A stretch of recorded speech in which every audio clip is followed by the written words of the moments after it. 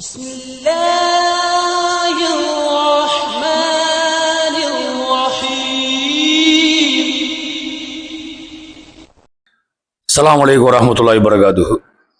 يا أيها الذين آمنوا اتقوا الله حق تقاته ولا تموتن إلا أنتم مسلمون. அன்புகினிய சகோதர சோர்களே, கம்பம் மஸ்ஜித் தௌஹீத் அறக்கட்டளை சார்பாக தினம்தோறும் ஒவ்வொரு விதமான செய்திகளை நாம் பார்த்து வருகின்றோம். நாம் வாழக்கூடிய இந்த இந்தியாவில் 140 கோடி மக்கள் வாழ்றாங்க. இந்த 140 கோடி மக்கள்ல ஏறத்தாழ 3000 ஜாதிகள் இருக்கிறதாக தகவல் நமக்கு சொல்லுகிறது.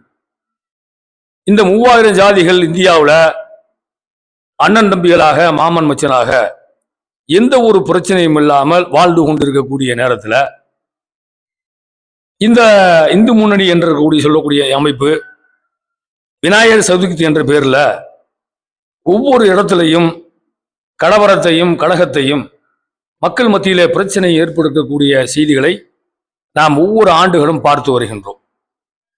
ஏறத்தாழ 85 கோடி மக்கள் இந்தியாவில் விநாயகர் சதுர்த்தி கொண்டாடுறாங்க. ஆனா 7% இருக்கக்கூடிய இந்த இந்து முன்னணிகள் திட்டமிட்டு சதி செய்யக்கூடிய செய்திகள் எல்லாம் நாம் தொலைக்காட்சி வழியாகவும் செய்தித்தாள் வழியாகவும் பார்த்து கொண்டு இருக்கின்றோம். நீங்க இந்த வீடியோ பார்த்தா உங்களுக்கு தெரியும்.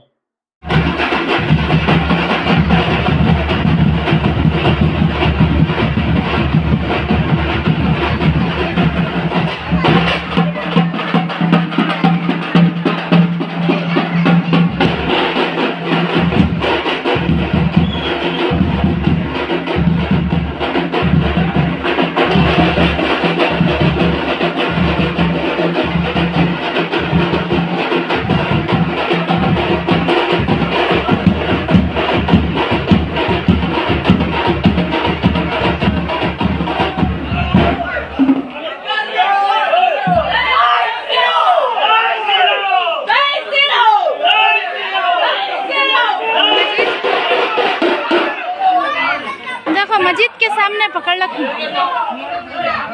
मस्जिद के सामने बजा रही सर. இந்த வீடியோ பார்த்துருப்பீங்க. இது ஒசூர் பக்கத்தில் இருக்கக்கூடிய தேன்கட்டி கோட்டையில இந்த ஊர் பக்கத்தில் இருக்கக்கூடிய கிராமம். இந்த கிராமத்துல விநாயகர் சதுர்த்தி ஊர்வலம் போய்கிட்டு இருக்குது. மசூதிக்கு முன்னாடி எவ்வளவு ஒரு அக்கிரமும் அனாச்சாரம் ஒரு அருவருப்பான காட்சியை செய்யக்கூடிய நீங்க பார்த்திருப்பீங்க. விநாயகருக்கும் பள்ளிவாசலுக்கு என்ன மசூதிக்கு என்ன சம்பந்தம் இருக்குது? அப்ப ஏன் இப்படி செய்யணும்னா இது திட்டமிட்டு கலவரம் ஏற்படுத்த வேண்டிய உருவாக்கப்பட்டதா இந்த இந்து முன்னணி நடத்தக்கூடிய விநாயகர் சதுர்த்தி.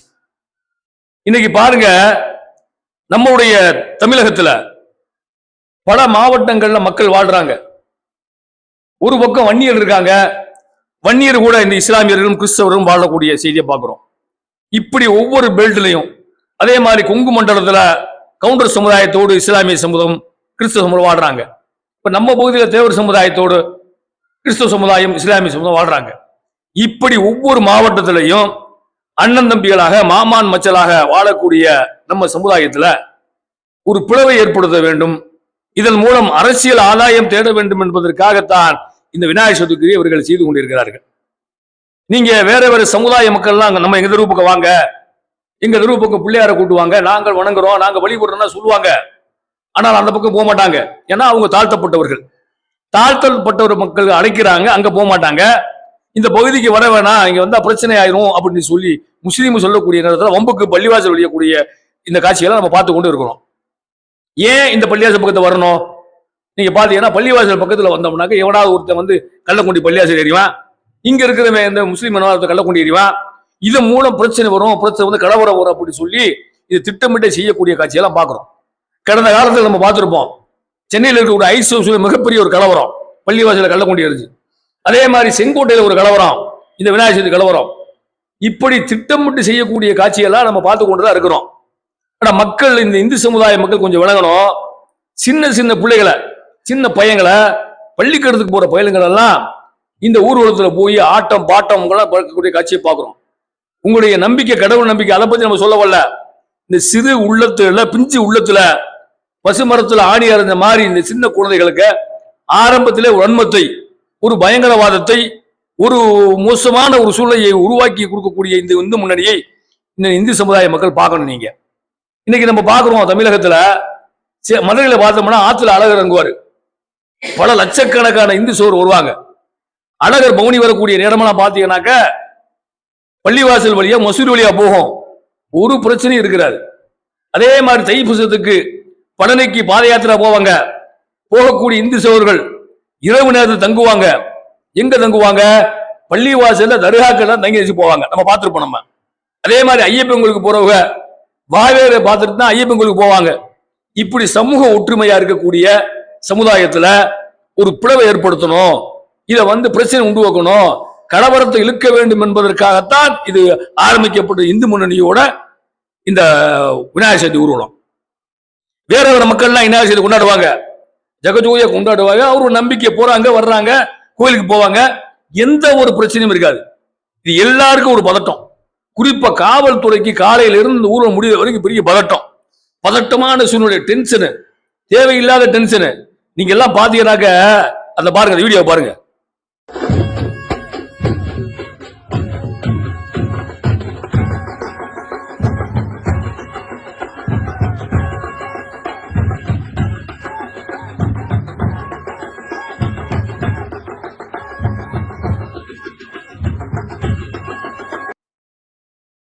பாத்தீங்களா?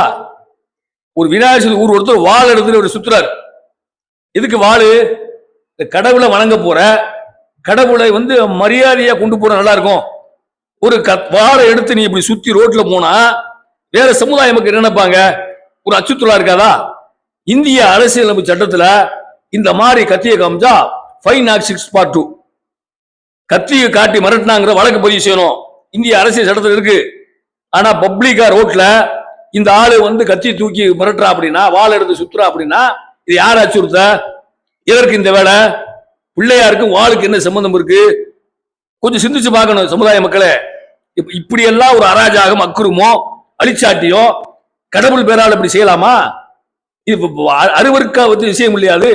இது இந்து சமுதாய மக்கள் ஏற்றுக்கொள்வார்களா? இதுக்குடா கத்தி எடுத்து சுத்தணும், ஏன் வாள் எடுத்து சுத்தணும்? இந்த வாளுக்கும் விநாயகருக்கு என்ன சம்பந்தம்? அப்ப இப்படி ஒவ்வொரு ஆண்டுகளும் பதட்டமான சூழ்நிலை. அண்ணன் தம்பிகளாக, மாமான் மச்சலாக இந்த உலகத்தில் இந்தியாவில் வாழக்கூடிய சமூகத்துல ஏறத்தாழ 3000 ஜாதி மக்கள் வாழ்றாங்க, எந்த பிரச்சனையுமே இல்ல. நீங்க ஆய்வு பண்ணி பாருங்க, இவருடைய அழிச்சாட்டியும் அக்கிரமம் எல்லாம் எப்ப நடந்திருக்குன்னா 1992 பாபர் மசூதி இடிச்சதுல இருந்து இன்று வரைக்கும் எங்க பார்த்தாலும் பதட்டம், எங்க பார்த்தாலும் மத கலவரம், எங்க பார்த்தாலும் கலவரம். பள்ளிவாசலுக்கு அடியில வேளா இருக்கு, கோயில் இருக்குது, இங்க ராமர் பிறந்தார், இங்க லட்சுமண பிறந்தார் என்று சொல்லி ஒரு கலவர சூழ்நிலை உருவாக்கக்கூடிய காட்சியை தான் இந்த பாரதிய சங்பரி அவர் கூட்டம் திட்டம் தீட்டிக் கொண்டிருக்கிறது.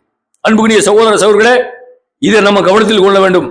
நாம் அனைவரும் இந்து சமுதாய மக்கள், கிறிஸ்தவ சமுதாய மக்கள், இஸ்லாமிய சமுதாய மக்கள் எல்லாம் ஒன்று கூடி வாழ்ந்தால் இவர்களை தொகுடி ஆக்கிய கூறி என்னுடைய நிறைவு செய்கிறேன். வாஹிர தவானா அல்ஹம்துலில்லாஹி ரப்பில் ஆலமீன். அஸ்ஸலாமு அலைக்கும் வரஹ்மத்துல்லாஹி வபரகாத்துஹு.